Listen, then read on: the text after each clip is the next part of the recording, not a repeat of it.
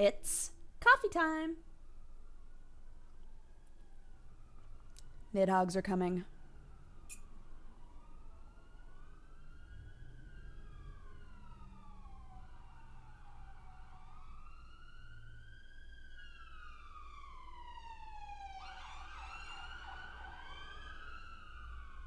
See ya! I heard the weirdest siren earlier. That just reminded me. There was this siren that fluctuated.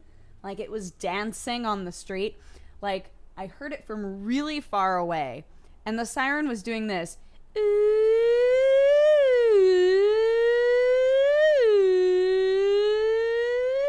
I was like, what are you doing? That's not what our sirens sound like, by the way. You've heard them. You've heard our nidhogs. You know what our sirens sound like in good old North America. It does not sound like a bunch of middle school girls just getting so jazzed about a new romance. The boys do it too. They just do it when no one's looking. Anyway, hello. It's been a couple of days. Yesterday we got in super late, way later than we were supposed to, so I wound up not making a video yesterday as well, so I'm sorry about that. But the reason that there was no video on Saturday is because Saturday was filled with things.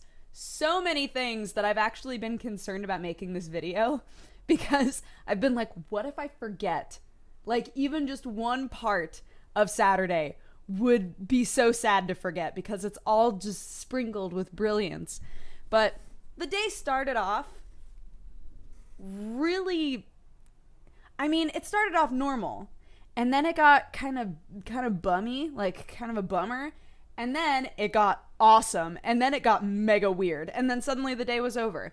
So I can't wait to take you through all of that. But just so that you know, Sunday was all just travel. It was me taking cat naps on bags and packing and us going on a plane. And the plane was real old and we were sad. All the TVs were warped and they were playing Ender's Game. And I played like 5 hours of Harvest Moon. Whatever, Harvest Moon, A New Beginning on 3DS, which is a slow start, gotta say. Harvest Moon, New Beginning is really hard to start because there's no one in the town. The concept of this Harvest Moon is that you are plopped into this town with no people in it. Everybody's just left because the economy of this town is just bleh. So it's you and a bunch of old people, and you're just like, okay. And then slowly people start to be introduced into your life, and you uncover areas that can help the prosperity of the town and all this other stuff. So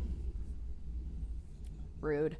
So I played that for like 5 hours. Anyways, so that was my day yesterday, and we got in mega late, and I wasn't in bed until like 2 in the morning, and I was like, I'm just gonna sleep forever. I'm just gonna sleep forever.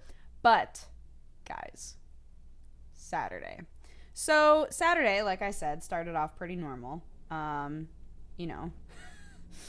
Woke up, did the roundup, because we did a roundup every morning. Actually, no, the first day we did it at night. But second day, Saturday, did a roundup in the morning. And then we were planning on doing the whole meetup, right? So I was out on the floor, I was like looking at stuff, I was talking to devs, playing games, all that sort of dope stuff. And then we all started to, kind of go into the queue room for the meetup. And the meetup turned into a lot of things at once. It was like a table for signings, and then there were some of us that were like, oh, well, there's no reason for us to be at that table because it's a very certain type of channel. Like, I'll just stand over here.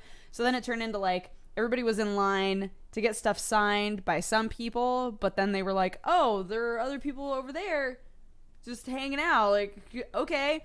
So it was a little bit confusing, but it was still really fun. I was like in my Kigurumi having a blast. And as a little bit of backstory into all of this, for a long time now, I have had a few different names, and sometimes names go away, sometimes names come back, sometimes there are new names. A few different names that I send off to hotels, to events, along with pictures, saying these people are suffering from delusions of some sort where they believe that I am in a relationship with them. And if they come asking for me, I do not know them, right? And unfortunately, I've had to do this for a long time. So last year, some of you might remember, last PAX East, one of them found me. Like face to face found me, and that was the scariest thing that's ever happened. So we dealt with all of that, but I was gone from PAX for a full day because I just did not want to be there. I was super freaked out. This also happened in London, unfortunately. And then it happened again this PAX East. So we were at this meetup, right? Having a great time. And then one of the guys that I work with comes over to me and leans down and goes, just so you know, we have sights on one of the guys. He's here right now. And we checked his Twitter and he's tweeted about being here. I was like, why? So they, they're super awesome. The guys that run PAX are so on it. They were like, here's security detail. We're out looking for this guy. Like, we're going to find him. We're going to, get rid of him. It's going to be totally fine. But it created this really awkward atmosphere where it was like me with security guards next to me. And I was like, this isn't conducive to like a casual fun meetup, So I stayed there for a little while, but eventually I was like, this is just not working. Like, it's stressing me out, and I think that it's like creating an awkward situation for the people that are coming to meet me. And so I left.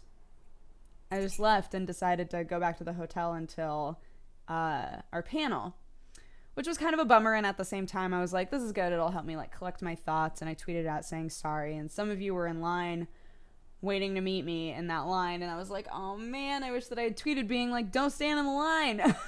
Like, you don't need to stand in the line. But for some reason I thought that everybody knew that the line was only for like the creatures and like them. So anyway, it was sad, but came back, did the panel went fantastically. You guys were awesome, and you all danced for me, and that was great. By the way, I finished my PAX video, and I can't wait to upload it, but you don't get it until tomorrow. I'm holding it in. I'm holding back. So yeah. Oh man, my lips are like mega chapped. Just realized. Okay. Moving on. So we did the panel. We did signings and pictures after the panel, and you were all lovely. The most wonderful list in the world. And I honestly, like, the second I was in that panel, I completely forgot any concerns that I had about that whole situation. I was like, you know what? It's fine. Got lots of dependable, awesome people around me, and everybody out there in the audience is great. Like, I'm not worried. And I had no reason to be worried because never had a problem. But did that whole thing and then went back to the hotel again. And everybody was like, oh, we should, job well done. We should all like have a drink. And I was like, yeah, we could, have a drink, and then I'll just go back up to my room and go to bed, have an early-ish night in. So we all got a drink and we're sitting around talking, and I was like, man, I'm actually really hungry. I haven't eaten since lunch. And a bunch of other people were the same. They were like, yeah, I actually haven't eaten since lunch either. So then we were like, all right, let's open. There's a place in Chinatown called Gourmet Dumpling House, and we normally go there every single year because their soup dumplings are so good. And they were going to be closing super soon. So we were like, look, let's just go. Like, let's just go to Gourmet Dumpling House. Like, see if we can get in there, So we all went outside, hailed for a taxi. All of a sudden, this huge bus comes up. It's getting really dark in here. Whatever, mooding. So this huge bus comes up, and a guy sticks his head out the window and goes, where are you guys going? And my boss, Vinny, goes, oh, we're going to Chinatown. He was like, get in. We were like, okay. So we get on this bus. The whole floor is like half empty bottles of alcohol. And we all sit on the bus, ask how much it is. And he starts to take us to Gourmet Dumpling House. The second he starts driving, disco balls turn on. There are lights everywhere, and he's blasting Miley Cyrus. And we were like, all right, this is going to be that kind of bus. We're all dancing and just having a great time. And then Neil decides, you know what? I think my place on this bus is the stripper pole in the middle of the bus. So he's like dancing on the stripper pole, picks up a bottle of sour apple vodka that's just been on the floor and starts drinking it, like full on drinking it. And we were like, what are you doing? Not only that, but another guy that we totally work with also took a drink from that bottle. And then Neil took another drink from that bottle. We were like, what are you doing? And then it turned into Neil just sticking his head out the window and telling people to F themselves, which, you know, I'm sure they're used to in Boston. There was a moment in the bus where there was a woman trying to get into an apartment. And Neil was like, oh man, that lady is just like can't get that door open. Like, what's going on? And then she turns around and she's got a full beard. I was like, I don't know if that's a man or a woman, but there is beard going on and that's awesome. And he just starts dancing like out on the streets. It's like, yeah. And we were like, yeah. And then eventually we got to Chinatown.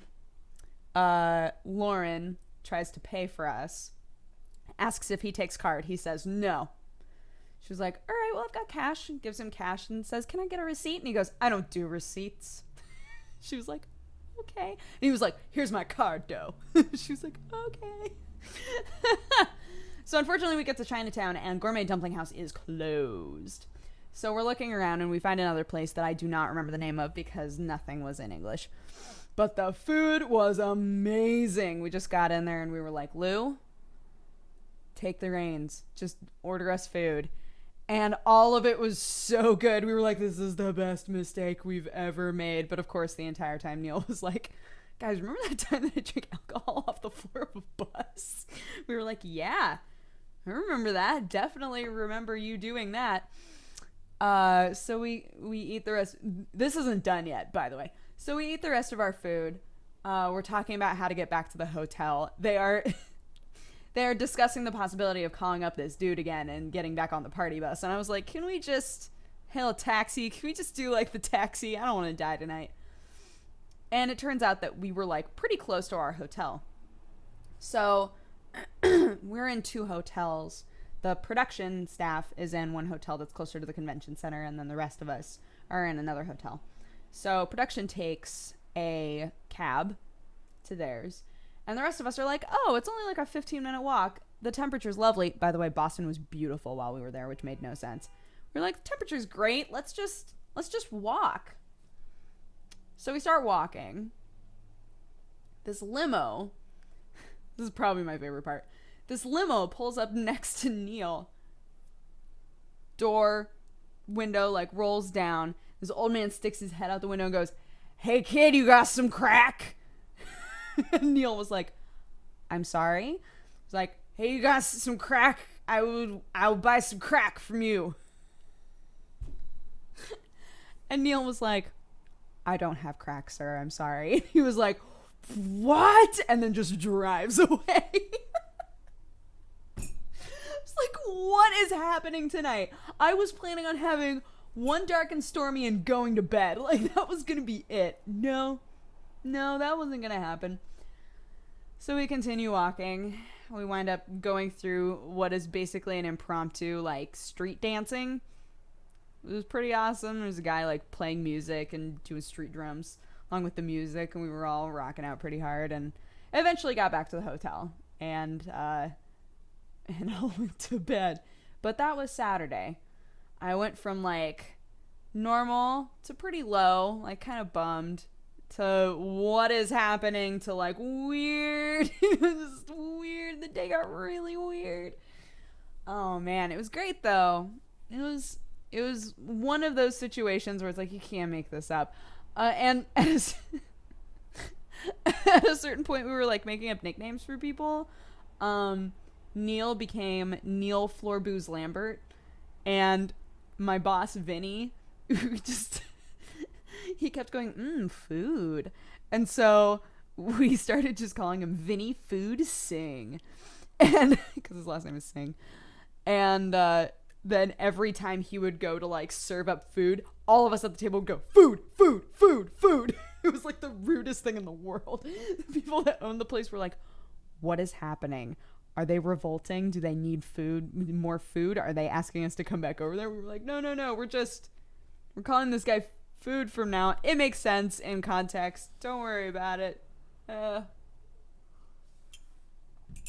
So, tonight, Jeannie is, that's it. That's the end of Saturday.